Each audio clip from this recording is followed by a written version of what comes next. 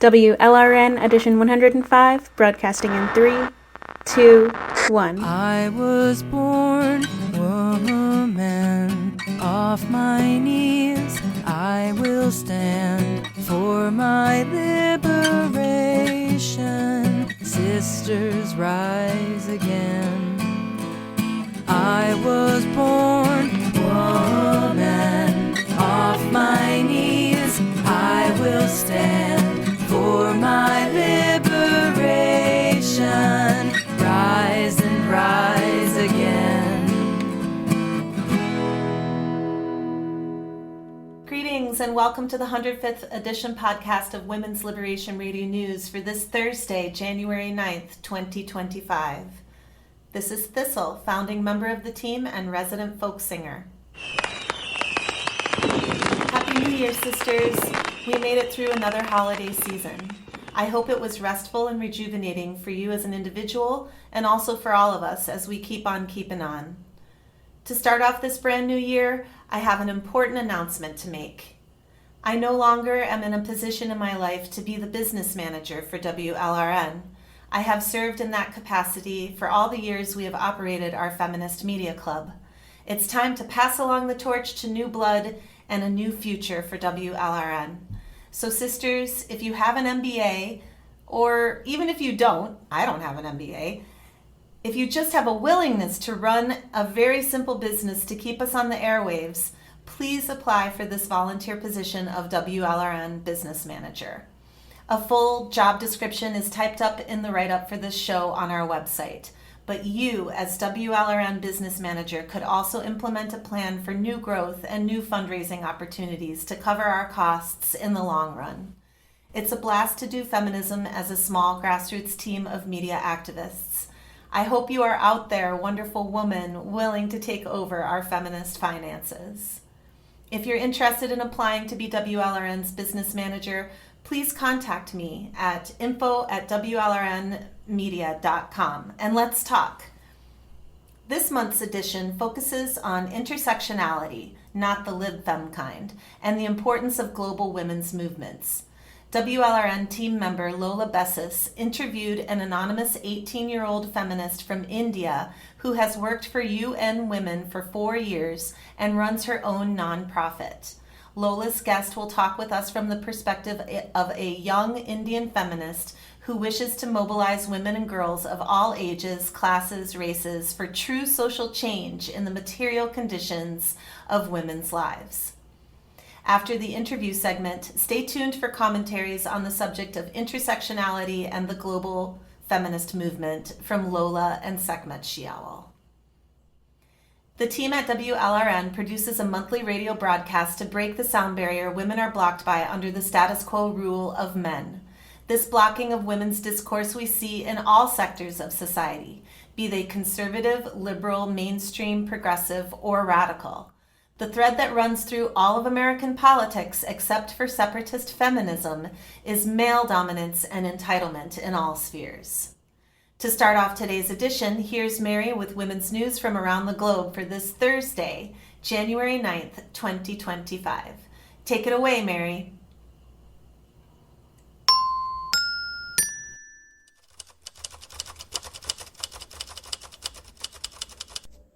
Thanks, Thistle. In March 2024, the UK's NHS stopped prescribing puberty blockers to children under the age of 18 after the CAS review detailed the lack of scientific evidence supporting their use. Now, the Commission on Human Medicines recommends that, because of the unacceptable safety risk that puberty blockers pose, there should be indefinite restrictions. Wes Streeting, the UK's Health and Social Care Secretary, said, "Children's healthcare must always be evidence-led. The Independent Expert Commission on Human Medicines found that the current prescribing and care pathway for gender dysphoria and incongruence presents an unacceptable safety risk for children and young people. Dr. Cass's review also raised safety concerns around the lack of evidence for these medical treatments. We need to act with caution and care when it comes to this vulnerable group of young people and follow the expert advice." Also in the UK, 62% of trans-identified male prisoners are convicted sex offenders. There are currently 245 trans-identified male inmates in the United Kingdom, and 151 have committed at least one sexual offense. A spokesperson for the Ministry for Justice said, "Well over 90% of transgender women in custody are held in the men's estate, and those who have been convicted of sexual or violent offenses and or who retain male genitalia cannot be held in a women's prison unless in truly exceptional circumstances." The Taliban has banned women from studying in nursing, midwifery, and other healthcare institutions. Dr. Pamela Cipriano, the president of the International Council of Nurses, said, "If it is true, it will put the lives of women and their babies at enormous risk in a country that already has high maternal and infant mortality risks. If women can no longer train as nurses and midwives, it will have a serious and debilitating effect on Afghanistan's health and services." The Taliban has also said that they will close all national and foreign non-governmental groups that employ women. A senior UN official reported that the female and male workers are also increasingly stopped by the Taliban's morality police, hindering relief work. This ban comes alongside the order that buildings should not have windows overlooking courtyards or kitchens. If there are windows that do look into such spaces, then they must be covered by a wall, fence, or screen. This is to prevent women from being seen. In Iran, Parliament has passed a law imposing severe penalties for women who do not wear a hijab in public. This comes despite 2 years of protests since the murder of Mahsa Amini, who was detained and killed for improperly wearing the hijab. Under this new law, women will have to pay fines reaching up to 20 months' average salary for women. This fine must be paid within 10 days, and, if they are unable, women may lose access to passport renewals, licenses, and other government services. UN Women published a gender alert detailing the plight of women and girls in Sudan. As of October 2024, UN Women reports that over 1 million people have been displaced, 54% of whom are women and girls. Since December 2023, the number of women and girls seeking services related to sex-based violence increased by 288%. Anna Mutavati, the UN Women Regional Director for East and Southern Africa, said, "The deliberate and targeted use of sexual violence as a tool of war is a gross violation of human rights and international law. Together, we can ensure that the dignity and safety of women and girls are at the heart of humanitarian responses. We call on all parties to take immediate action to end these atrocities, and more broadly to put an end to this war and restore peace." Amber Faye Fox Kim, a trans-identified man who killed his parents, is suing the state of Washington's Department of Corrections after it transferred him from a women's prison to a men's prison. Kim was held in the Washington Correctional Center for Women for 3 years, but he was transferred following prohibited sexual interactions with another inmate.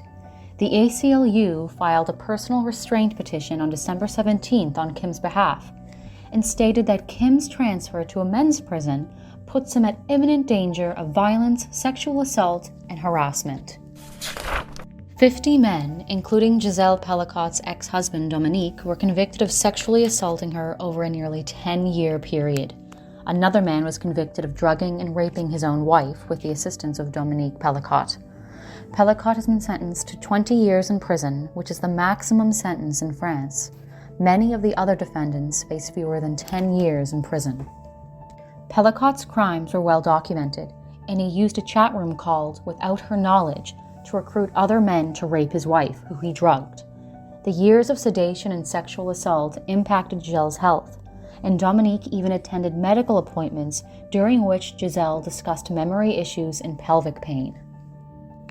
Many of the co-defendants explained that they thought that a husband's consent sufficed, so they were not rapists. Gisele's children, among many other people in France, are disappointed by the light sentencing and believe that it is indicative of France's unacceptable attitude of sexual violence. Sarah McGrath, the CEO of Women for France, stated that, "We have a really problematic justice system when it comes to trying cases of this nature. Women in France simply don't trust the French justice system." That concludes WLRN's World News segment for Thursday, January 9th, 2025. I'm Mary. Share your news stories, announcements, and tips with us by emailing info@wlrnmedia.com and letting us know what's going on. This is Joe Brew, and you are listening to WLRN.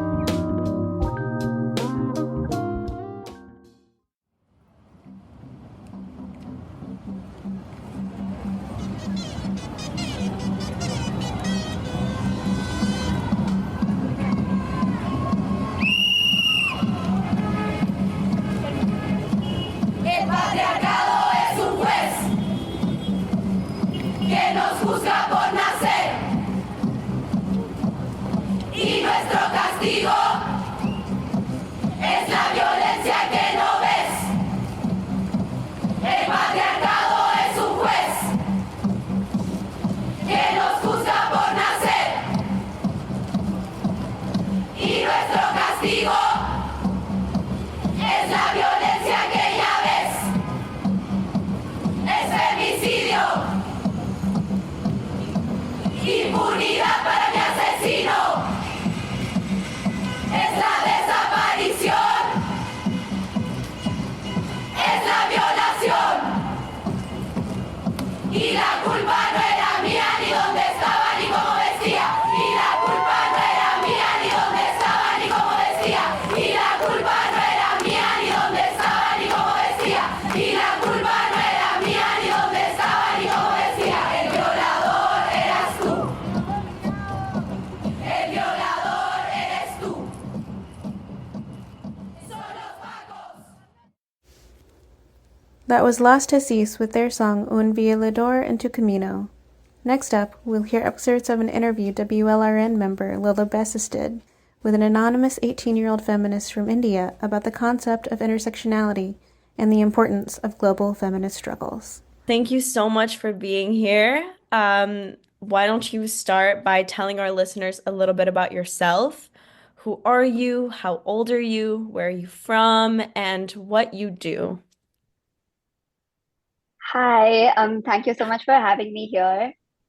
I would like to say that I am an 18-year-old teenager who's holding up in college, but obviously there's more to my life. I'm 18 years old. I'm from India, but I'm based in Malaysia now. I'm a medical student, and I'm also an advocate for intersectional feminism, well-being, health, equal healthcare, and equality in gender spaces. I've also been working with the UN in multiple capacities, with the UN Youth Office recently, and UN Women before that, UNICEF for a while.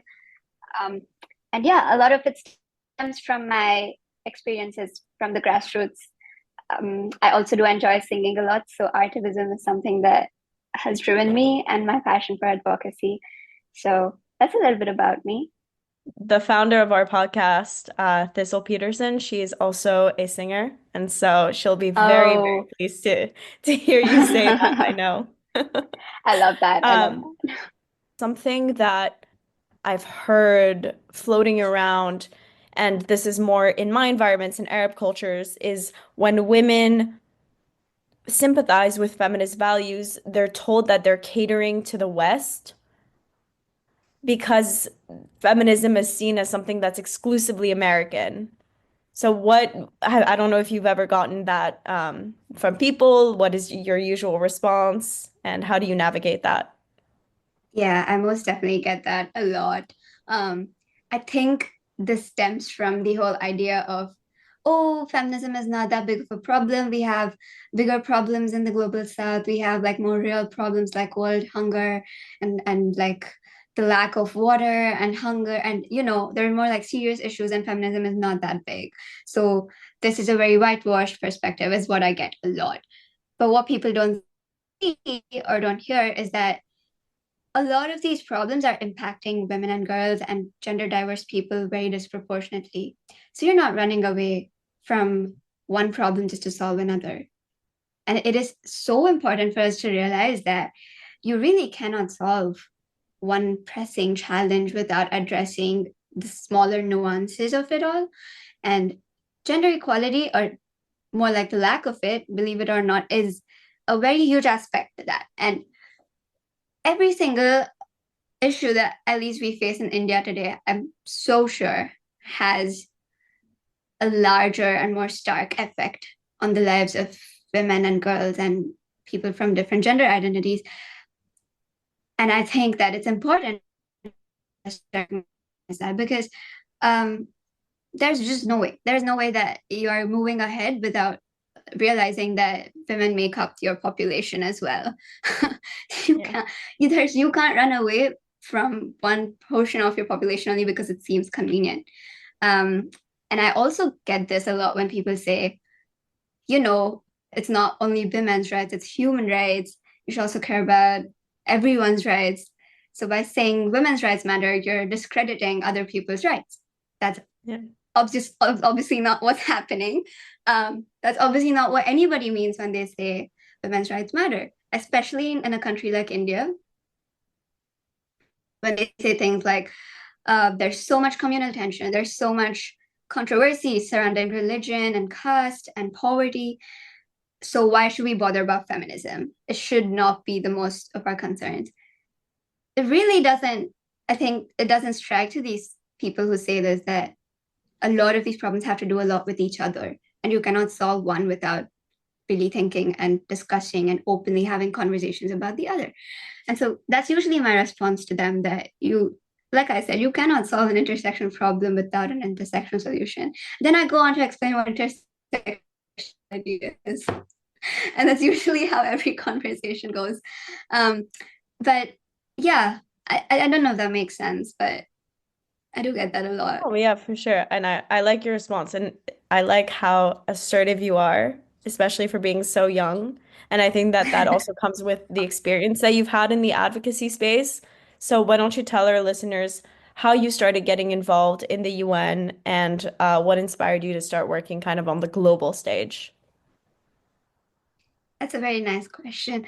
I didn't grow up with a community that was even familiar with what the UN was or what they did. We just knew that the UN existed. I remember reading like one sentence about the UN back in 5th grade and then never heard of it again. So it was really not in my list of things to do when I started my organization. I was 14, like I said, and I started the Association for Youth Wellbeing, which we ran for 4 years. And I started that nonprofit with my local community in an attempt to, build more awareness about well-being and its holistic and intersectional awareness among peer groups in my school, which soon grew to be in different schools across my city and then across the country.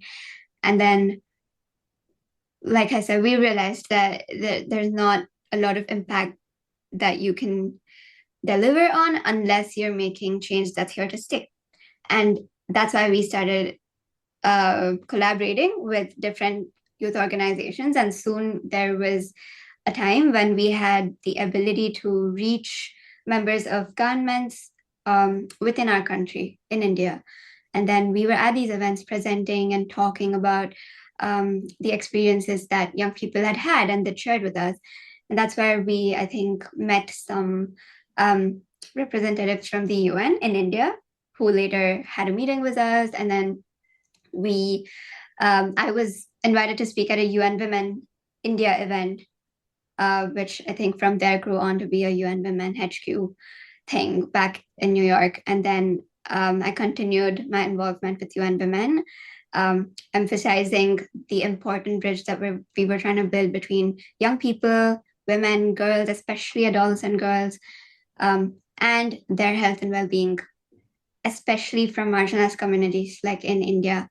And we had these recommendations. We had long documents filled with recommendations from girls across the countries. All we had to do was get that to decision makers. And when I delivered it that way, I really think that people at bodies like the UN noticed that it was important and crucial for them to have a touch of what's really happening at the grassroots and to really feel not that disconnected from what's happening at grassroots. So that's essentially what my role entailed at UN Women. And I still do try my best to deliver to that, although YWB was mostly active back when I was in high school because I had the capacity to run it more actively than I do in college. But that's essentially how we started. I was a Generation Equality adolescent girl leader.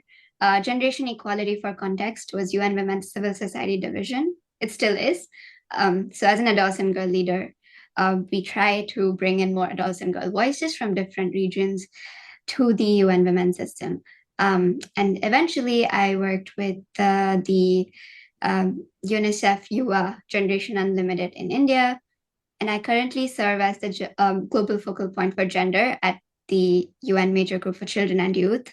So I am continuing to work in some capacity in the UN space. Also, I was a member of the UN Youth cohort for the UN Youth Office. I know that's a lot of UN, but like it just rolls off the tongue at this point. And it did get frustrating a lot in the middle because you see all these high-level meetings and there's so many discussions back and forth, dialogues, roundtables, but you really don't see the impact in your hometown. You still see discrimination every single day. You're just stuck wondering how long is it going to take for our voices to actually be transformed into action? Like decisions are being made, but are they really transformative decisions? And so these were thoughts that they're always in my mind. Even now when I go to a meeting, there's still something we talk about operationalizing and really making, like advancing our recommendations into real actions. I love that you said that. Do you have an example of something you've seen be realized versus something that you've been trying to advocate for a while that you find there's pushback on or there's like stalling on it getting implemented? I do think there's a lot of things that we always advocate for. There's definitely been a lot of growth. First, like from when I was 14 to what it is now, 4 years, I think I personally feel like it's been way better than it was 4 years ago. But it was initially, I always in my meetings and always in our meetings, I would echo the need for meaningful youth engagement, especially from communities that are barely aware of what's happening in the global space. And it's kind of, there's a very strong disconnect between the regional offices of the UN versus the country offices versus the headquarters in New York. So it's like we're sitting in a conference room in New York and discussing, but are we really seeing that change into something real in a country that's really, really being affected disproportionately, especially in the global south? So this was something that I always echoed. I always pushed, me and my colleagues and other youth advocates with me, we always pushed for investing and funding youth movements and youth advocates who are actively working in these spaces and making an effort to bring voices to the table. Because to be honest, we're also individuals and there's only so much we can do to bring in as many voices as we can. We, realistically speaking, cannot bring in the voice of every single person of the country, but there are norms that we can echo of what's happening in our country and what's happening in our local communities. And that's something that I advocated for. And it was honestly satisfactory to kind of see that turn into what we wanted it to be. So there was the Summit of the Future, which happened last year in 2024, September of 2024. And it was so much better than the UNGA that we had 3 years ago, because there were sessions, there were panels where there was a panel that I was on where I was moderating the event. There were two other young people on the panel with me who were also young advocates that I'd worked with very closely. And then there was the gender minister of a nation from the global south. There was a high-level executive from one of the UN entities, and there was one more person from the European Union. So you really see, when you put it in perspective, there was equality in representation. And this is why representation is important, because on that dialogue, there was nobody who was above anybody. It was just young people and senior decision makers trying to communicate and really see what we're lacking, how far we've come, and what else we can do to make it a better space. And I think even having such a conversation would have felt like a dream or something that could have not been possible a few years ago. And now that it's happening, it does instill hope. So, yeah, we did receive a lot of pushback for that. Funding youth advocates, are they going to be responsible enough? Feminist spaces already receive so much funding. Why do you need more funding? Why do you need more investment? There's a lot of questions. And I think in the process of all of this, we do realize we kind of learned our way through answering all of them to actually understanding. It also helps us look at our journeys and introspect and really see, yeah, why do we need this funding? Where are we going to be using it? Mm-hmm. That leads to more concrete documents that back us up and our mission. So, yeah.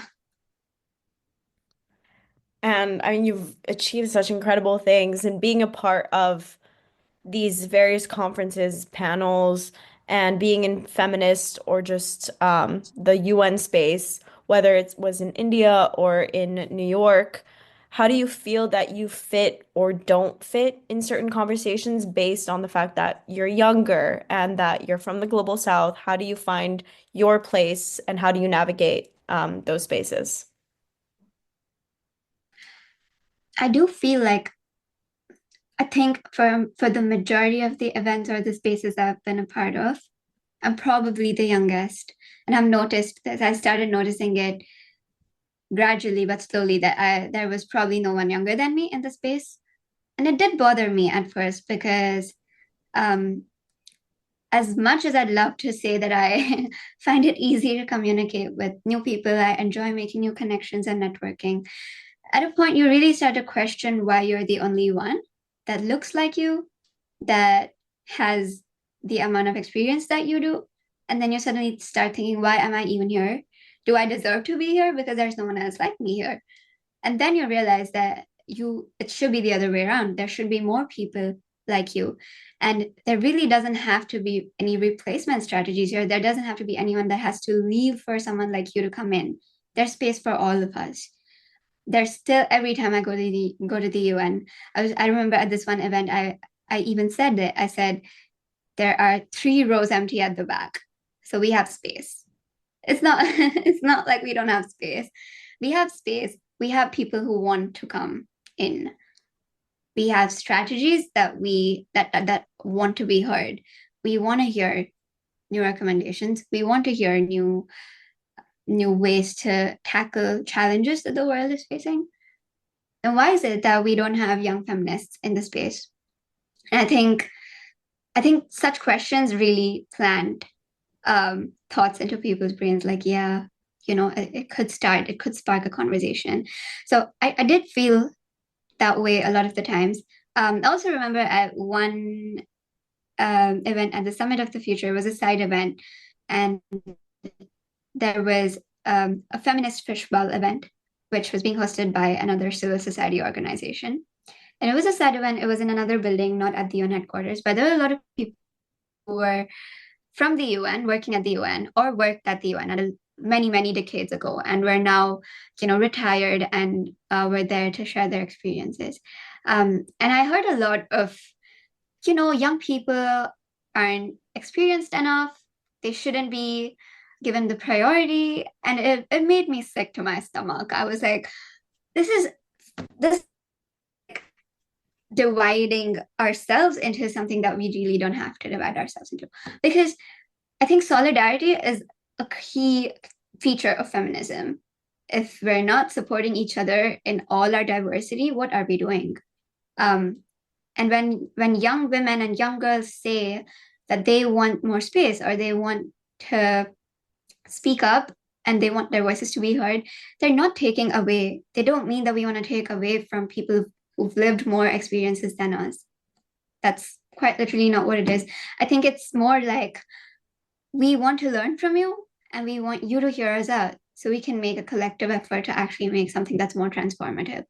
And I think that's usually my response to people who say, why do you think young people should be given, or young feminists should be given more space when there's no space for older feminists? It's really not about the age, it's more about bringing in voices that aren't being heard. And a lot of the times that is younger voices, because we aren't guided on how to speak up, we aren't guided on how to get there. And we kind of have to navigate all of it on our own. And that's why I think there's so much pushback for young feminist spaces, but it's definitely changing. And it is, I'm so glad it is changing. And I think the best part about feminist spaces is people are open to having conversations. So when you really tell them why you want feminist spaces, why you want young feminist spaces, I think they are ready to listen. So that's the beauty of it. Yeah. And I can totally hear what you're saying. I think that there's also this very, and to me, it's a very American idea of there's limited space at the top. And so there's competition Yes. of who's going to who's going to be allowed to speak, who's going to be Yes. allowed to present, when instead it should be viewed, particularly within feminism, as this intergenerational, multiracial, like this very diverse movement that includes voices of women and girls from around the world of different ages, instead of creating those harsh boundaries. And, I understand how there is pushback from older feminists, but I could see as well how younger feminists may not have as much of a voice or capacity within the movement. But I've seen the way in which young women reject advice from older feminists. They say, "You don't get it. You're not a woman now. You're not a woman today. You don't get it." And Right. I think that there's that pushback that goes both ways. And I don't know if Yeah. you've ever felt that or if you've heard from, your peers that kind of feedback as well. But I find it interesting too. Yeah. Yeah, no, I think that's definitely true. There's a lot of um I think also the word feminism is so broad that we Hmm. really don't know what people mean when they're saying I'm feminist. Because to me personally, if you cannot show solidarity to another person who's calling themselves feminist, then that really isn't truly feminist. Because solidarity is so important. Having each other's backs in general, I think, is so crucial. So to me, that's true feminism. And I think I've heard this a lot, like what you said as well. The back and forth conversation, I think, eventually gets us somewhere. But there's always a difference in opinion, and it just goes so much deeper than what seems like it is on the surface. But um, yeah, I think that's the beauty of having a space to communicate and to really voice out how we feel about it. And my last question for you is, having been in these international arenas, traveled around the world, talked to all these women who've had experiences probably at the UN for many, many years, what are some of the main issues you find affect women worldwide? And what are the main differences between global North and global South feminists and their priorities within the movement? I think that's very interesting. And although I don't think that I could ever do justice to echo all the issues, all the Of course. important issues that we're facing, I do think that there is a very different perspective to feminism from the global South nations than compared to the global North. Because I do see my friends in the global North who live there, and their priorities are very important. Let me just say, like, both priorities, both issues are important and need to be discussed, but they're just different. And I think it is important for us to acknowledge that they're different, and the way that we deal and tackle these issues also have to be different.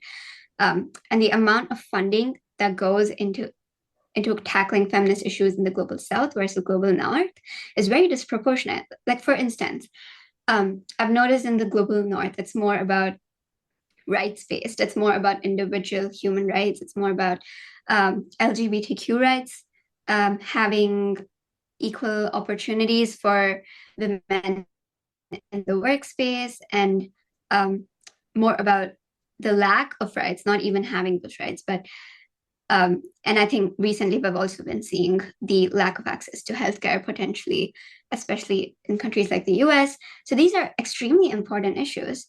Um, but like in the global South, these are also things that are being discussed. But there are deeper issues of feminists rooted in the global South that are very interconnected to feminism. For instance, the farmers movement in India, women farmers especially are so affected, but it's never spoken about. A lot of these issues in the global south, I think, versus the global north, is that where we are from, it's very rarely discussed. A lot of them aren't even discussed or never spoken about. So it just ends up being another issue that is not funded or invested in, or even if it is being funded, there is very little emphasis on the impact that it has on um, gender. And I think that's the primary difference. Um, it's more like, I think it's got a lot to do with cross-cutting areas like poverty and agriculture and education.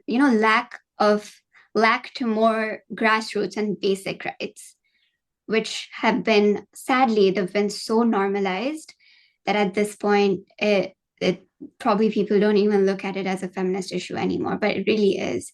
A lot of the issues that we face in the global south are feminist issues, and people need to start seeing that. um, but I do think that in the global north the issues are a little more not that grassroots based, but they are real issues regardless.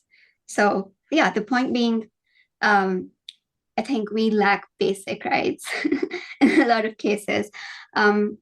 But again, it differs from region to region, country to country.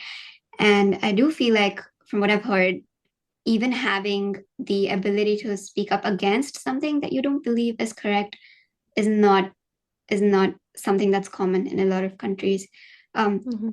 Although in India, I come from India, so I know that it is a very free country.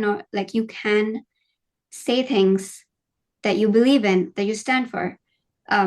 There cases where there's pushback against what you say, where the government is not going to be happy with what you say. Obviously, there is going to be a lot of those cases, but in most cases, women are able to speak up for what they want, which is beautiful. But there are a lot of loopholes, and there's a lot of, back and forth on how we're really addressing that, but eventually getting there. I think as our populations also being more educated, social media plays a huge role. We're seeing how the things that we lack in the most basic essence is probably like things that are a luxury for us is like a basic necessity for someone in the global north. Like, a little girl being pulled out of school for child marriage is so normalized, especially in a lot of North Indian states. But it would probably be extremely noticeable if something like that happened in the US, because it just happens disproportionately, excessively in the global south, because people are more focused on issues that are supposedly more important, which I'm not saying they're not, but it is important for leaders to notice that you can't pick and choose between what problems you're solving. You're world leaders. You have the ability and capacity if you want to solve a problem. So that's my take on that. I think that that's so important what you're saying, and it really breaks down. I think a lot of Americans and just like capital W white people are afraid to Yes, speak on global South feminist issues because of this idea that they're going to say something culturally insensitive, or that they're gonna, and I think that a lot of the time you have to be willing to say things, and if you fuck up, you get corrected and you don't act defensive about it. You know? exactly. You are allowed to fuck up in trying to advocate for what you think is right. And if you do, and somebody from the global south calls you out on it, you listen to what they have to say, you listen on their take on it. But I think that taking the complete opposite route and saying, well, maybe child marriage is actually culturally okay, and therefore we shouldn't intervene and we shouldn't speak up about it. I think that taking that safe, quote unquote, As safer route problematic. is so problematic. And Yeah. it's also, to me, it's honestly, it's racist Yeah. because you're That's like saying, the definition of racism. Like, right? It's whitewashed racism. Like it's like modernized racism. It's saying, they're just stuck in the past and we gotta let them live there. Yeah, Like no, yeah. it drives me crazy. I'm sorry. And the thing is, when they're saying they are stuck in the past, they're really talking about people who are controlling these women and girls or whoever, marginalized communities. They're really not talking about the marginalized communities themselves. They're talking about the people who are controlling them. So really, these communities don't have a voice. They don't really have a choice. So they're not stuck in the past. They're not even given a choice to move forward. So Yeah. yeah, I totally agree with what you said.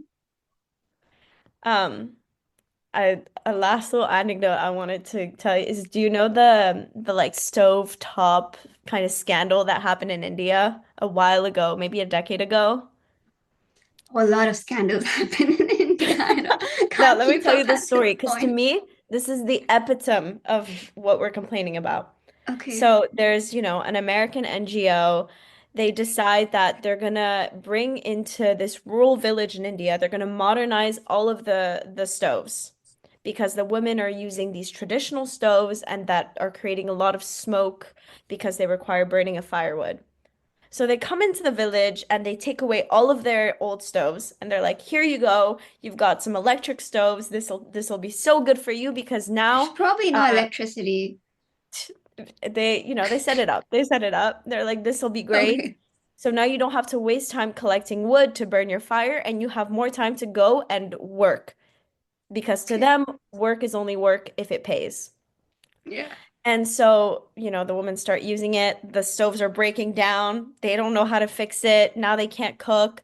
And what they also didn't consider is the fact that when the women were going out on their walks to pick up wood, that was a huge bonding and unifying moment for the women. That was the moment It where they got to is. share things, where they got to see each other outside of their household. But the American vision of it is you're wasting time. You got to be more productive with your time. We'll give you these modern, and that's not what we mean by modernizing. That's Mm, not what we mean by improvement. So I don't know. I yeah. just want to share that with you because I think Right. it's That's called like unsolicited intervention that no one asked for. So Mhm. why are you helping in places that your help not needed?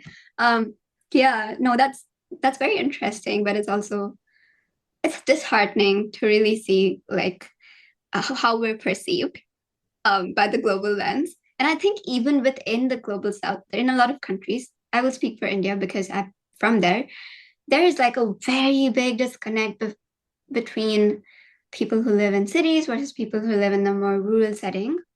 And I do have family in both settings. So I travel a lot back and forth and I've seen how they live their lives. And yeah, this is very true. Like they still use firewood, they still really enjoy taking the cattle to go out and graze. And it's a very unifying moment. And there's like someone singing a song and humming something. It's a very beautiful thing to see. Um, and I always thought, when are they going to get other stuff done? And until it hit me that this is their work, like this is their job. uh, if one person in the family is in charge of um, watering their crops, the other one is in charge of taking the cattle out to graze, there's another in charge of making food at home, one more in charge of looking after the kids. They've made their life. That's their life. When you really need to intervene is when they're asking for help. And when they're asking for help, when they're voicing out their opinions, listen to them. But when they're minding on their own business, not asking you for your opinions, you really don't have to be there because they're probably doing all right. Um, and moreover, there are other issues that they might need help with, more like basic rights, like rights to education, healthcare, hospitals. Those are things that no one would ever say to. Like everyone needs and deserves these rights. And those are things that are up to the government, obviously, and more like the local governments. But yeah, I think that has a lot of pushback to it. All right. Do you have any final words that you want to say? Any final stories, anecdotes, motivation for our listeners? I would say motivation, because I love motivating people. Motivation, if you genuinely feel like, especially if you're someone from the global south listening in, or someone who's from a global south descent, then please remember that solidarity if there's anything that you take away from this conversation, I want it to be that feminism without solidarity is not true feminism. And women helping women is built on a lot of trust. And historically, I think that's what's gotten us this far. And it is important that you have each other's backs and hear each other out and always be open to communication and listening to opinions. Because a lot of the times we unlearn, we relearn, and we learn again. So yeah, that's all I have to say.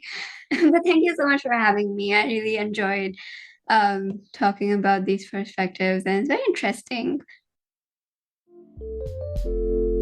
This is WLRN, Women's Liberation Radio News. I wanted to focus this month's episode on intersectionality because I find that it's become kind of a bad word, especially within radical feminism. But I want us to understand intersectionality within radical feminism not as it's been co-opted by modern liberal identity politics, but in its truest, most unifying form. To challenge the narratives that divide us within feminism and focus on systematic roots of oppression, I'm going to focus on Kathleen Berry's seminal work, Female Sexual Slavery. In the book, she writes, "Many women and girls directly experience female sexual slavery without ever going out of their homes. For them, home replaces brothel. They are wives or daughters who are the victims of husbands or fathers instead of pimps. I'm speaking, of course, of wife battery and incest, practices which make the private family instead of the public street or house the location of female sexual slavery. In certain cultures, these practices take the form of forced marriage, polygamy, veiling, and seclusion of women." Radical feminism identifies patriarchy as a fundamental system of oppression that shapes societal structure, including the family. Intersectionality within this framework doesn't dilute focus by prioritizing fragmented identities, but rather recognizes how systems of power converge to perpetuate oppression. Berry's critique of female sexual slavery within the home exemplifies this. She continues to write, "In most nations, it is evident that family loyalty supersedes the loyalty to one's own country. Across cultures, the family is the basic unit of individual male power. It is in that privacy that female sexual slavery flourishes." From that quote, we see how patriarchal norms veiled under the guise of family privacy facilitate a system of control that cuts across race, class, and culture. This is a crucial intersectional insight. Oppression isn't isolated to the public domain like workplaces or brothels. It's deeply embedded in the most private spaces. Another layer of this discussion is Berry's critique of cultural relativism, which I find particularly useful. She writes, and I quote, "Arguments of cultural relativism are used to discourage examination of the similarities in female sexual slavery, as it is practiced through the family, across cultures. Female sexual slavery is a global phenomenon. The critique is vital. Cultural relativism, while promoting respect for diverse practices, often becomes a barrier to addressing universal injustices. Berry's analysis invites us to transcend relativism and recognize how patriarchal violence connects women globally. In radical feminist terms, intersectionality doesn't mean excusing harmful practices as quote-unquote culturally specific, but understanding how systems like patriarchy and capitalism intersect to sustain oppression worldwide. Now, let's address the elephant in the room: modern identity politics. Liberal frameworks often emphasize individual experiences of oppression without examining the structural systems that produce them. Berry highlights this flaw when discussing the circular arguments of cultural relativism. She writes, "Circular arguments accept slavery as a condition of women, something culturally or socially, if not biologically determined. Once slavery is accepted, then relative freedoms are used to defend it. There is no such thing as good slavery or better slavery." By focusing on relative freedoms, which culture is better or more progressive, liberal discourse often obscures the root of the problem, the systematic acceptance of women's oppression around the globe. So how do we reclaim intersectionality in radical feminism? By returning to its original intent, understanding and dismantling interconnected systems of oppression. Berry's insistence on universal standards is key, she writes. Applying the same standards or value to human life across all nations, cultures. Berry's insistence on universal standards is key, she writes. Applying the same standard or value to human life across all nation cultures lifts consideration of female sexual slavery above arguments of ethnocentrism. Therefore, feminist solidarity isn't about erasing difference, but recognizing shared struggles against patriarchal domination. This perspective shifts the focus from division to collective action, addressing oppression at its roots rather than its symptoms. Thank you for listening, and let's continue to challenge superficial narratives and work towards meaningful solidarity, whether it's across cultures, race, class, or age. And as Kathleen Berry reminds us, the personal is political, and our liberation is interconnected. If you've been listening to WLRN for a while, or have read and listened to other radical feminist content, you should already know that intersectionality has always been baked into radical feminism, though the word itself wasn't used much by feminists prior to Kimberly Crenshaw's essay on the subject. The concept is simple. Feminism, which is the movement for female liberation from male oppression, must also take into account every other axis of oppression affecting the female experience, and acknowledge how multiply oppressed women experience misogyny on these other axes. Race, socioeconomic class, disability, sexuality. All women and girls experience sexism and misogyny, but we're not all oppressed for our sex in the same ways. The presence of racism or classism or lesbian hating or ableism in a woman's life compounds her experience of misogyny and often changes the flavor of it. Intersectionality as a concept matters not only to our analysis of misogyny, sexism, and patriarchy, but as a principle, it's essential to feminists because we want all women and girls to be free of all oppression, not just misogyny in isolation, if it can even be isolated from these other forms of oppression. For a long stretch there in the 2010s, intersectionality was a buzzword liberal women used frequently when discussing feminism and identity politics. Often, those women, many of them young, had their hearts in the right place and did advocate for intersectionality correctly. But there have always been liberal women and girls who fall into the trap of using intersectionality as a way to undermine feminism's true focus, female liberation, by making womanhood the least important experience in the conversation, and using every other intersecting identity a woman might have as points to minimize female oppression.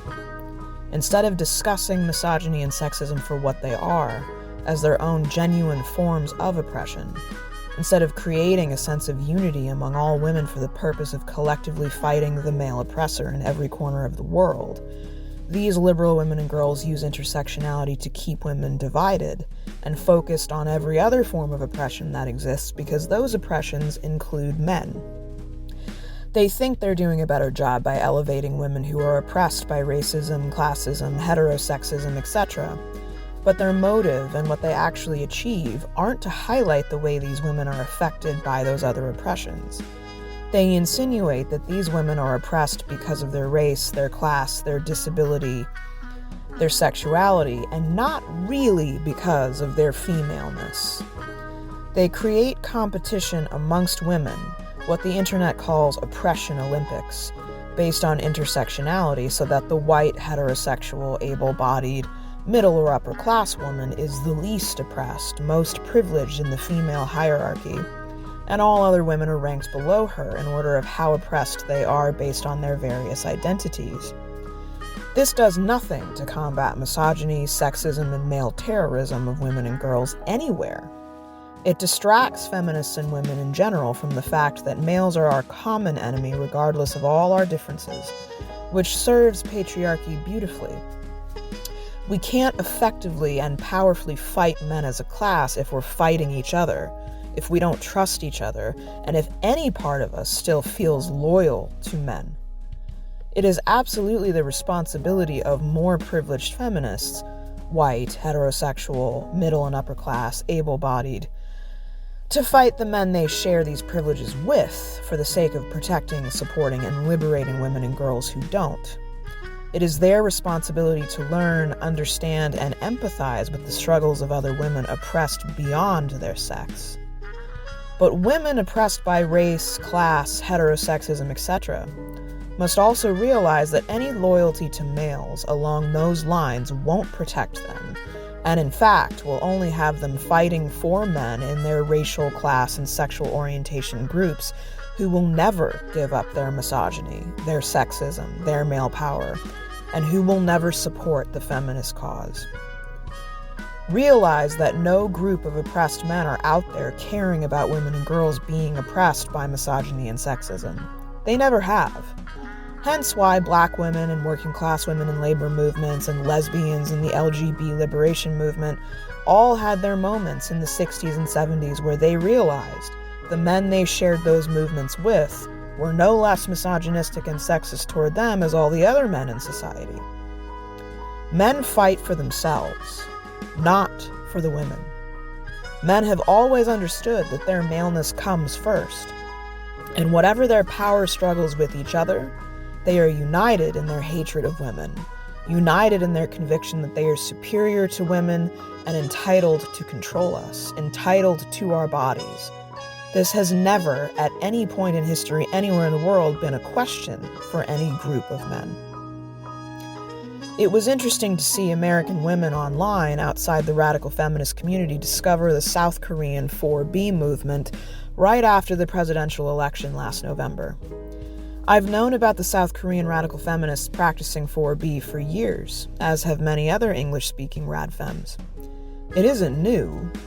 Essentially, it's just female separatism combined with a rejection of femininity that should be fairly standard in radical feminist and lesbian feminist women.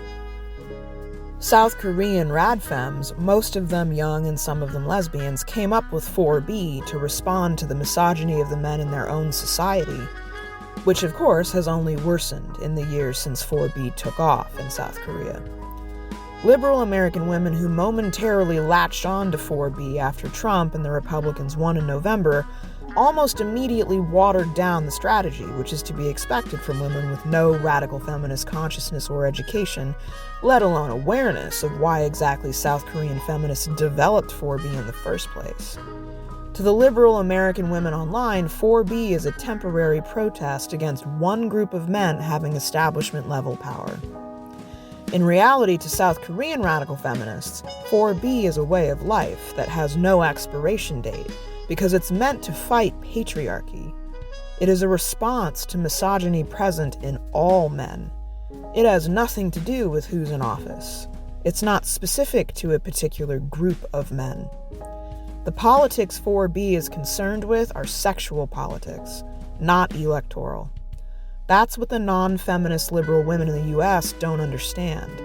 And if they did, many of them would reject 4B regardless of their strong reaction to Trump and Republican men, because they still don't see males as the enemy on the axis of biological sex. They are willing to tolerate certain kinds of misogyny and sexism. They're willing to cooperate and ally with the men they personally like who express misogyny and sexism in ways the women find acceptable, because they are not feminists. That's as good a lesson as any in the difference between intersectionality correctly applied by feminist women and intersectionality incorrectly applied by women who might like to believe they're feminists but who are just as much male loyalists as the women standing behind the men liberal women don't like. South Korean women and American women, despite being an ocean apart, experience misogyny and male violence and male sexual predation to the same degree and in much the same ways. Their racial and ethnic differences don't change that.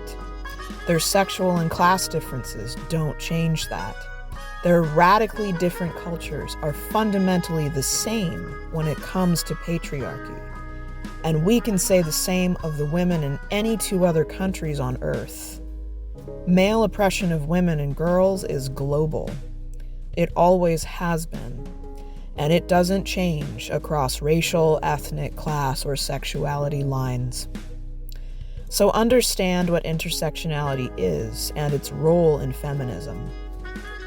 Intersectionality is not supposed to keep women tied to men, serving male interests in any way. It isn't supposed to motivate women to put certain men above feminist goals and analysis. It isn't supposed to be the excuse women use to force men and their perspectives, their voices, their interests into feminism. Real radical feminism is by and for women. It is about women. It exists to liberate all women and girls on Earth from all males, from all forms of male oppression. Lose sight of that, and you have been neutralized by patriarchy.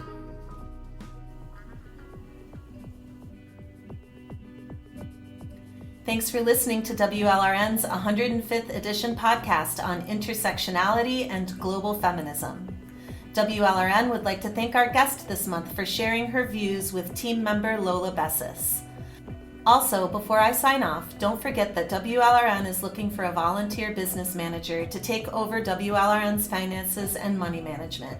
See the job description for this position in the write-up for this podcast and write to info@WLRNmedia.com for more information or to apply. Thanks, sisters. Until next time, this is Thistle signing off on another WLRN podcast.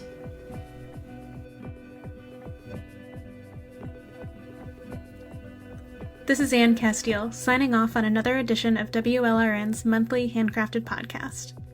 You can find us on Twitter, Facebook, Instagram, Spinster, Overit, and SoundCloud in addition to our website. I also wanted to chime in and make an additional appeal for you, dear listener, to apply to be our new business manager. It's great that Thistle has handled our minimal finances all these years, but it's time for her to move on from that role. We hope to hear from you so we can continue building our team and providing you with quality, grassroots, feminist, community-powered radio. Thanks for listening. And this is Mary. Our monthly podcasts are always crafted with tender loving care and in solidarity with women worldwide. Thanks for your support. We would love to hear from you, so please share, like, and comment widely. Speaking of, WLRN is hosting a live stream discussion with team member Aurora Linnea, who just released her book called Man Against Being, Body Horror and the Death of Life. You can join in that discussion on Saturday, January 11th at noon Central Time. The link to the live stream is posted in the write-up for the podcast on our website. Stay strong in the struggle. This is Mary, signing off another edition of WLRN. But how will we find our way out of this? What is the antidote for the patriarchal kiss?